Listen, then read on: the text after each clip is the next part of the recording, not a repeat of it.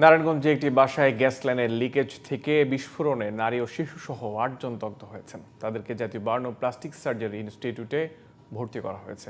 পরে সিদ্ধিরগঞ্জ ২ নম্বর ঢাকেশ্বরী ধরকুণ্ড এলাকায় এই দুর্ঘটনা ঘটে। দগ্ধদের মধ্যে ৪ জনের অবস্থা আশঙ্কাজনক বলে জানিয়েছেন চিকিৎসক। আব্দুল্লাহ খান মুন্নার রিপোর্ট, জানাচ্ছেন জান্নাতুল ফেরদৌসী।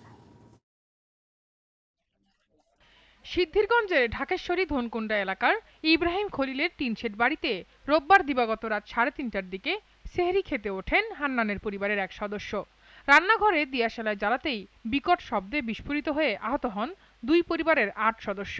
আমার মেয়ের জামাই আর মেয়ে আর আমার এক নাতি গ্যাসের বিস্ফোরণে আর হয়ে গেছে, ফুলে গেছে, মানে মেডিকেল ভর্তি আছে বর্তমান। প্রতিবেশীরা দ্রুত সবাইকে উদ্ধার করে বার্ন ও প্লাস্টিক সার্জারি ইনস্টিটিউটে ভর্তি করান। বাস্টর শব্দ আমরা সিক্রেট দিয়ে উঠে দেই দেন ঘরের ভিতরে আগুন লাগিয়ে একবার সব পুরো ছাইয়ে গেছে।